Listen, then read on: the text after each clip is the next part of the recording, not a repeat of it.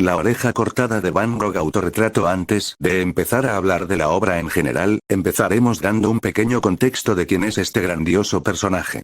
Van Gogh fue un excelente pintor neerlandés nacido en Grootzundert, cerca de Breda, Holanda, en el año 1852. Hijo de un pastor protestante, fue un niño difícil, sensible y nervioso. Hablando un poco de su arte, a Vincent le gustaba copiar la naturaleza, pero no lograba ponerse de acuerdo con ella. De esta forma, optó por crear una naturaleza propia, utilizando sus colores y su imaginación. Pero aún así, con esto más que la naturaleza le interesaba la atmósfera. Pero, ¿cómo influye esto en el arte? ¿O cómo se ve implicada la obra de Van Gogh?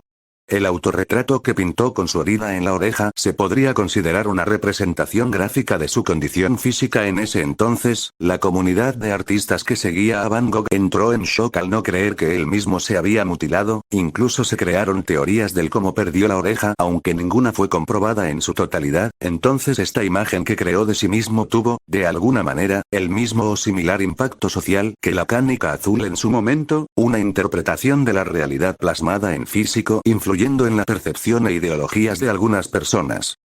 Siguiendo con los autores tenemos a Asael, él plantea una ideología acerca del comportamiento de los consumidores y cómo su ambiente cambia las cosas en su entorno, cómo la cultura influye directamente en sus decisiones y perspectiva del mundo u objetos.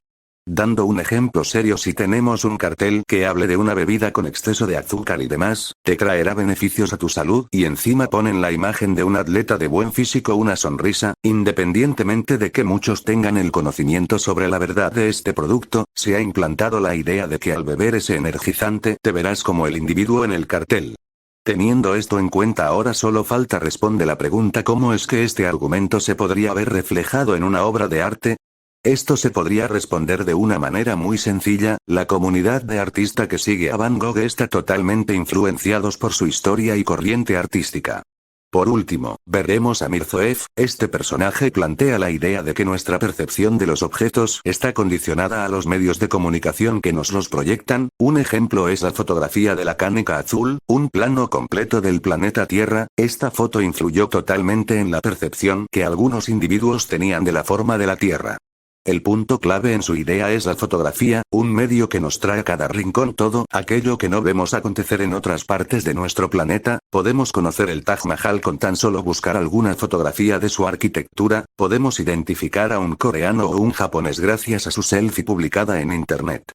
Ya dado este pequeño contexto, pasaremos a explicar con los siguientes autores el valor cultural, el valor económico, el estado cultural que fue adquirido y cómo se percibía el mismo en ese momento.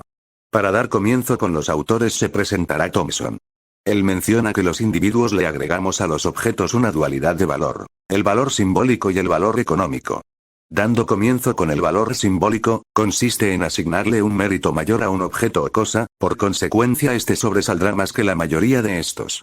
Citando al autor, él dice: es el valor que tienen los objetos en virtud de las formas y en medida que son estimados por los individuos que los producen. Dado por hecho que el reconocimiento y la influencia de Van Gogh es tan amplia y mundialmente conocido, su pintura de autorretrato adquirió un gran mérito, aunque una mayor aceptación cultural por parte de los amantes de las artes y fans de este pintor. Estos apegados al arte, dotan a la obra de gran sentimiento, aprecio y elogio. Eso la convierte en un objeto de valor simbólico significativo. Terminando el tema del valor simbólico, ahora pasaremos al valor económico. Al ser una obra con tal carácter simbólico, se vuelve en un objeto de culto y admiración, algo invaluable de cierto modo. Por tal razón su valor monetario adquiere aún más prestigio y por consiguiente aumenta el valor simbólico.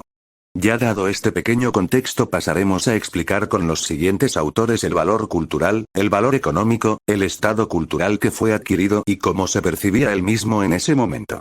Para dar comienzo con los autores se presentará Thompson. Él menciona que los individuos le agregamos a los objetos una dualidad de valor, el valor simbólico y el valor económico.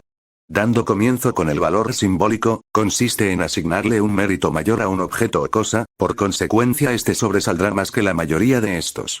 Citando al autor, él dice: es el valor que tienen los objetos en virtud de las formas y en medida que son estimados por los individuos que los producen.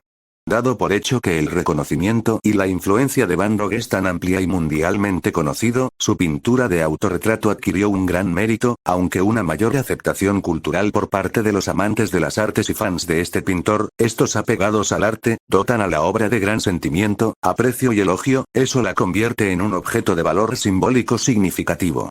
Terminando el tema del valor simbólico, ahora pasaremos al valor económico. Al ser una obra con tal carácter simbólico, se vuelve en un objeto de culto y admiración, algo invaluable de cierto modo. Por tal razón su valor monetario adquiere aún más prestigio y por consiguiente aumenta el valor simbólico. Ya que hemos terminado de explicar quién es este personaje, ahora nos centraremos más a fondo en una de sus obras. Esta tiene un trasfondo un tanto turbio, pero aún así es interesante. Estamos hablando de uno de sus tantos autorretratos, más específicamente en La oreja contada de Van Gogh. Dando un contexto tras esta obra, se dice que Van Gogh y Gauguin vivieron juntos durante 2 meses en la Casa Amarilla de Arles. Pero con el paso de las semanas, la convivencia entre los dos fue empeorando y se mascaba la tragedia. Tuvieron discusiones intensas, sobre todo de arte. Van Gogh valoraba la pintura de la naturaleza, mientras que Gauguin dio prioridad a la invención de la imaginación. Según Gauguin, único testigo de la mutilación más famosa de la historia del arte, el 23 de diciembre de 1888 Van Gogh lo amenazó con una navaja y acto seguido se automutiló el lóbulo de la oreja izquierda. El artista, ensangrentado, envolvió el lóbulo en un pañuelo y se dirigió a un burdel de Arles, donde le dio el regalo a una prostituta llamada Rachel. Sea como sea, al regresar a su casa Van Gogh pintó este autorretrato con oreja vendada. Aún con su estilo habitual de pinceladas vibrantes, Vincent se muestra calmado y sereno. Muy abrigado, ya que debía hacer frío ese invierno en la casita amarilla. Es curioso que aparezca el vendaje en la parte derecha de la cabeza cuando el miembro amputado fue el izquierdo. Todo indica que el cuadro debió ser pintado delante de un espejo.